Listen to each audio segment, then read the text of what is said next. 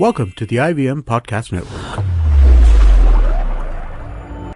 Hi, this is Amit Doshi, and I wanted to thank each and every one of our listeners. It's been 2 years since I founded IVM, and it's been an amazing 2 years. We wanted to learn a little bit more about who is listening to our shows, and so we put together a short survey. The survey is anonymous, and we aren't going to be collecting any personal information.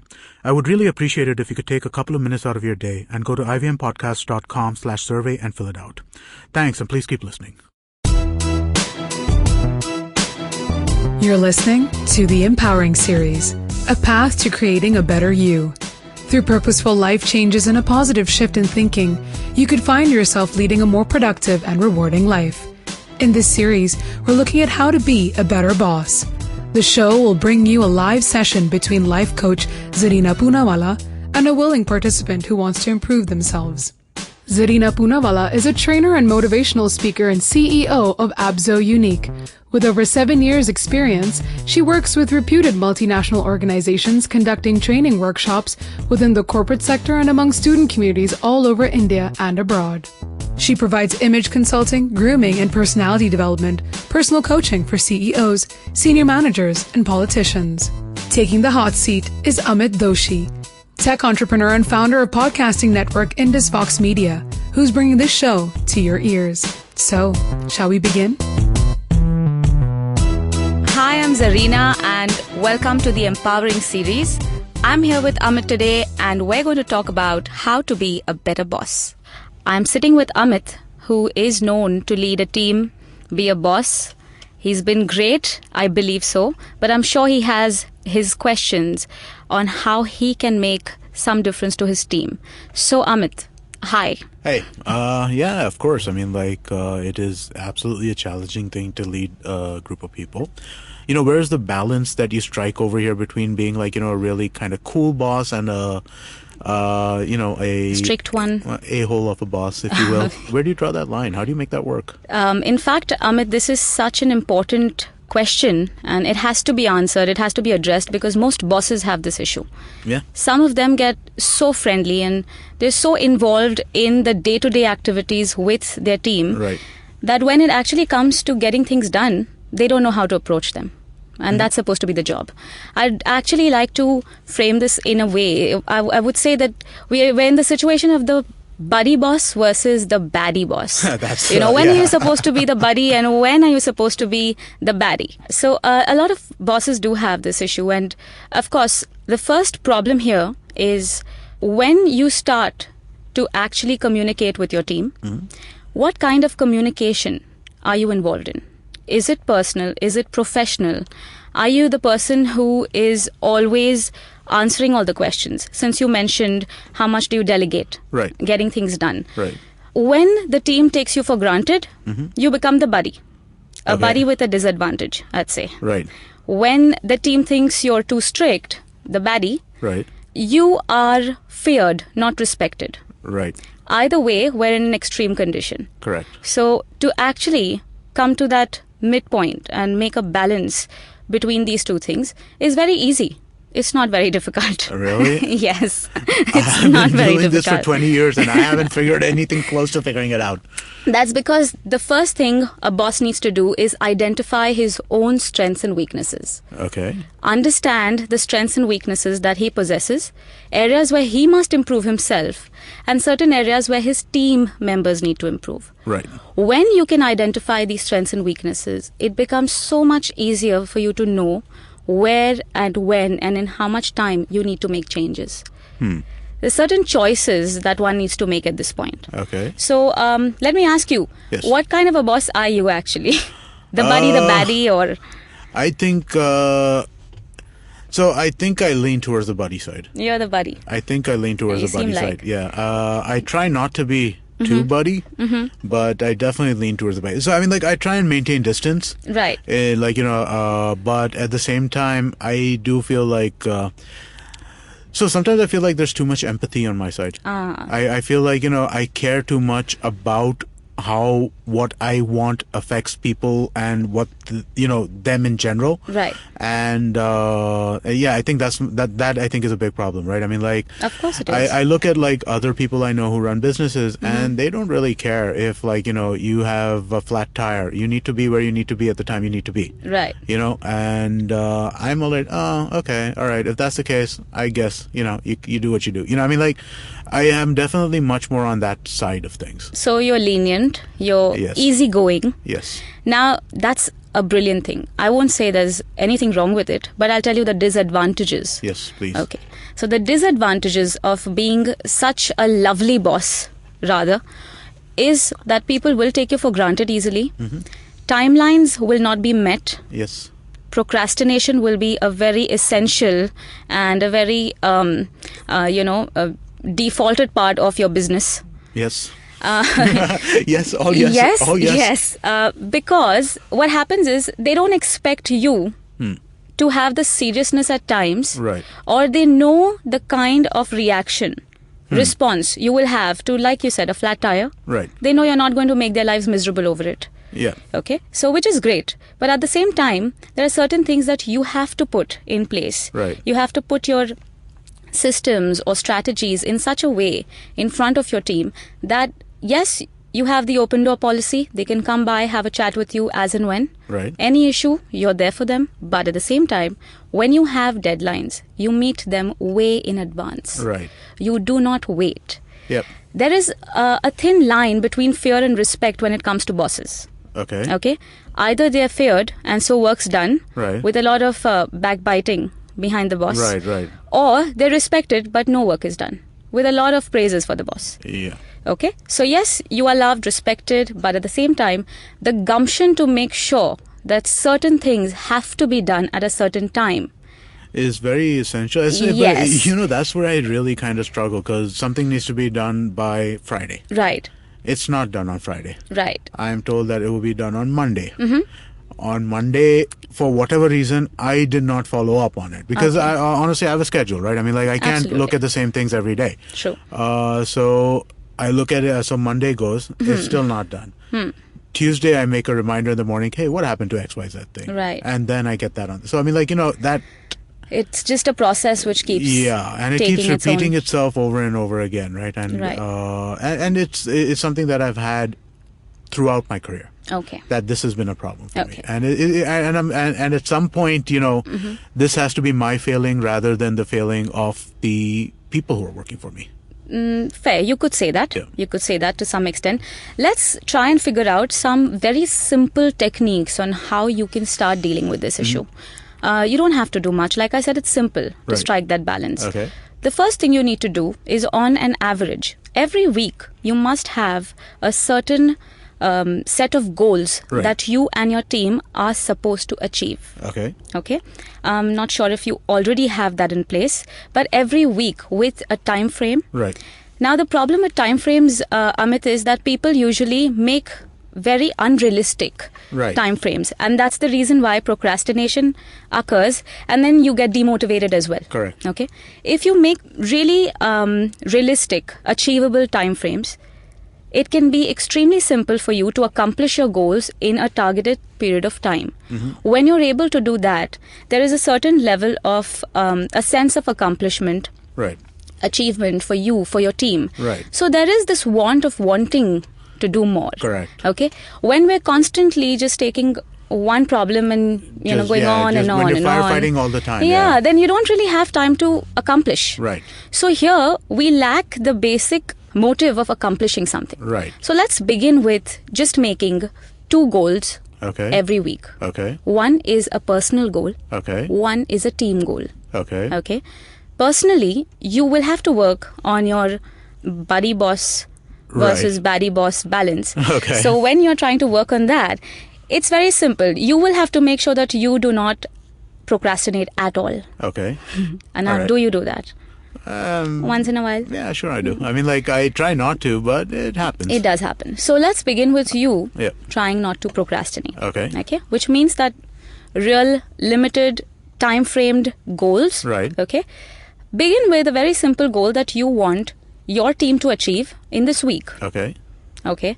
Can you give me an example of a goal that you would like your team to achieve?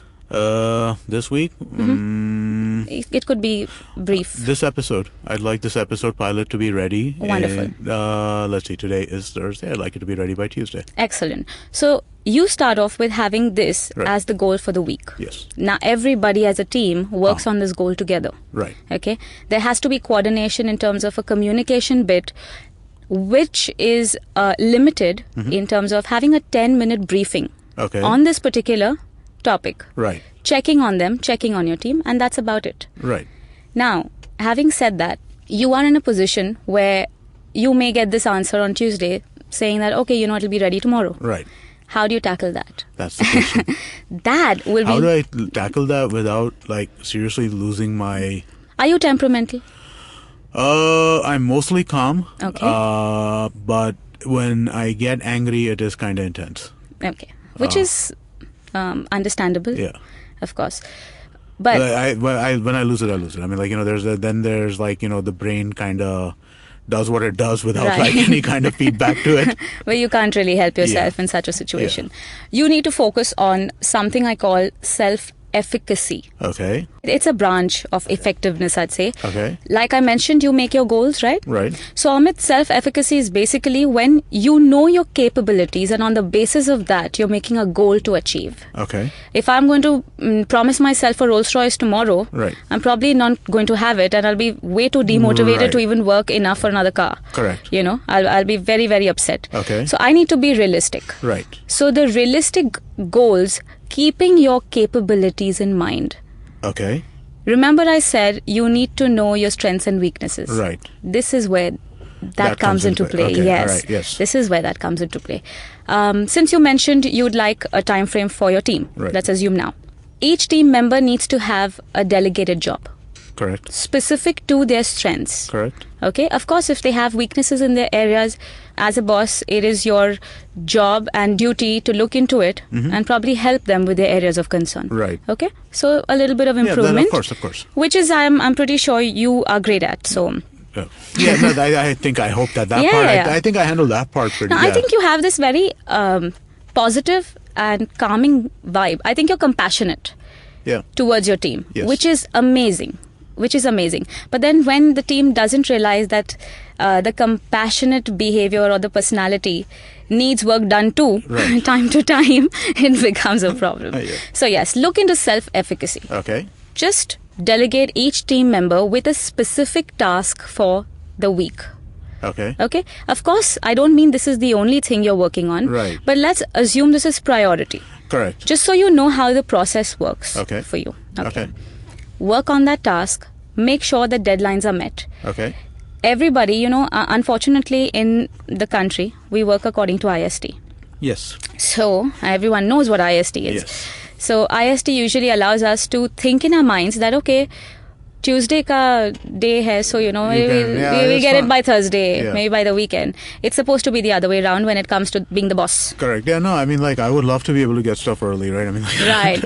So you need to give them an earlier deadline. Right. Even if in your mind you've got it 1 month later. Yeah. You need to give it you need to give them. So I mean, deadlines should be based on what is in front of you. Right. Right. Absolutely. It shouldn't be based on when I have to get something to an external party. Absolutely. Yeah. Absolutely.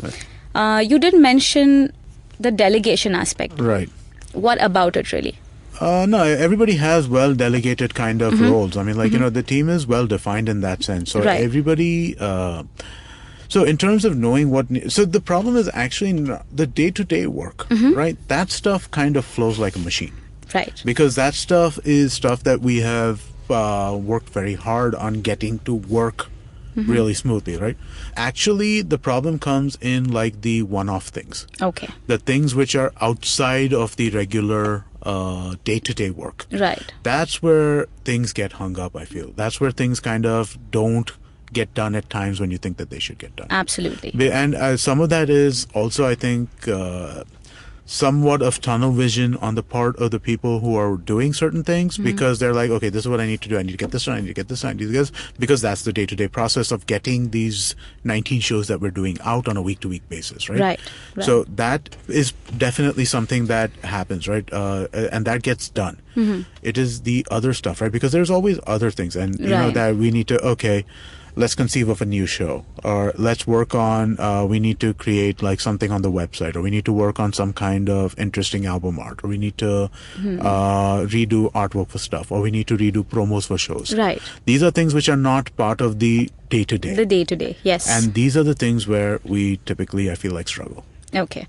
So, first and foremost, the day-to-day bit is not your business. These parts are your business, I agree. frankly speaking. I agree. So what really happens in such situations is we are not supposed to always be ready for contingencies, but at the same time, we must be well prepared for them. Correct. Okay? Yes. When I say you're not ready for it, it will come to you suddenly. But when I say you must be prepared for it, you might have a few backup plans. Okay. You might have a person or two who's going to quickly look into these. Of course you do. Right. Of course you do, but natural. But because you have such crunch in time in the delivery of certain things that have to be done in a certain way, you know, through a period. When that happens, it is important that you, along with your team, knows who are the people who can be targeted to do these things instantaneously. Yeah. Okay.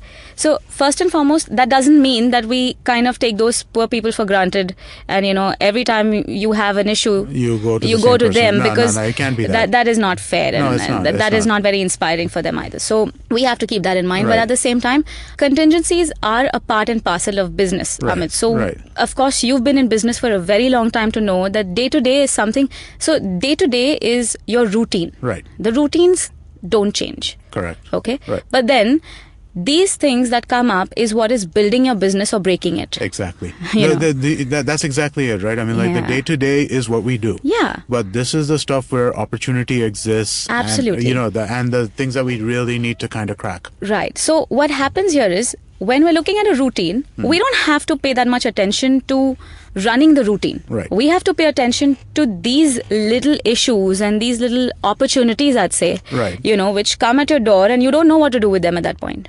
Yeah, okay. Right? Yeah. So keeping an open mind in such situations is important. Right. You do not look at them as a stress or a situation. No, absolutely not. These are the opportunities. These are the opportunities. So you have to, the thing is, when these things come by, that's the time when the team or you have to be less stressed. Okay. That's not the time when you have to work yourselves up. Right. Because usually worrying yourself isn't really solving a problem or giving you too many solutions. Right. Worrying yourself is just worrying yourself. Right. Just occupying your mind, thinking, procrastinating, and nothing's done. And then everything's rushed. Right. So when this happens, and this is going to happen, this cannot be stopped, this whole bit coming up and now and then. When that happens, it's important for each one of you in your team to make sure that you are considering this as the business. Right. So the way you approach it changes. Yeah. The attitude towards situations like this has to be very, very positive, very open. Right. Okay. Nobody must start with a no. I'm fortunate. I think that the team is very positive. Is positive. I think that is works out for you. Yeah. That part of it, I think we're very excellent. good. So there is a tremendous amount of enthusiasm, right? I mean, yes, like when I've we seen want to that. do stuff, there is a tremendous amount of enthusiasm towards getting stuff done. Right. It's just that it doesn't always happen. Which is understandable. Yeah. You're not supposed to, precisely make everything happen at a certain time. Right. You will have your limitations and you're supposed to accept those. But in such situations, adaptability is very important. Adapting to the change, the sudden change in situations, sudden circumstances that occur, things that happen which need you to be very, let's say, quick on your feet, need you to deliver very, very soon. Some very strong and important decisions need to be made when circumstances like these occur and opportunities come by. Right. And they usually come with the, camouflage with a challenge. So that's how they always work. Exactly. So these are times when the team and you need utmost motivation. Right. Again, I'd say you are very motivated. You seem like a very self-motivated individual. So motivation doesn't seem too much of an issue here. But with the team, the push. Yep. The push that, what? The routine is going on. Right. Look into this. This is important. Right. So when you're changing the attitude and approach, right. towards looking at all these things coming your way, the way you'll handle them will change automatically. That makes sense. Yeah. That makes sense. So I think attitude and approach are a very essential part of not only being the boss that you want to be, but also with the team that you're handling. All right, cool. So yes, I believe that is truly helpful. Excellent. Thank you. So, based on, Zarina, based on what we spoke about right now, where do you think I lie on the Baddie thing? Do you think I'm doing a terrible job of it as I think I am? I think you're underestimating yourself. Okay. I think you've been great, and I think you are a very good boss. Okay. You definitely are more tilted to being the buddy, which I wouldn't say is bad, but if I might suggest, you see, there have been bosses in various situations and bosses who've been leaders. Okay, we will take that up another time. Right. But bosses who've been leaders, like you've had the father of our nation, Gandhi, who's been a boss in his time, and then you've also had Hitler. Yep. Okay. So you see, the bosses in different ways work. It's not like you have to be either one. Right. You don't have to be any one of them. You have to be a mix. Okay. So to strike that balance, I think, like I said, you're slightly more tilted to the buddy, which you've already admitted to. Right. What you can do with the whole baddie bit, is just meet your deadlines. Yeah, okay. Be strict on the deadlines. On the deadlines, right. Just be strict on the delegation and strict on the deadlines, and I think you'll be fine. Yeah, absolutely. So, to actually summarize this, I'd say there is no baddie. There is nobody. You've got to be a bit of both. You have to be a bit of both. Because everybody needs a bit of both, right? So, yeah. That was an episode from the Empowering series, How to Be a Better Boss, as they talked about the buddy boss versus the baddie boss. Next week, Zarina and Amit will look at attitude versus approach. For more information, find IVM Podcasts on Twitter, Facebook, and Instagram. Hey man, just help me out, man. I need some podcasts, man. I haven't had a fix in a week. Just need some. Don't you worry about it. I got podcasts galore for you, man. Just go to ivmpodcast.com. You can also find us on Facebook, Twitter, and Instagram. Thanks, man. I'm gonna check it out.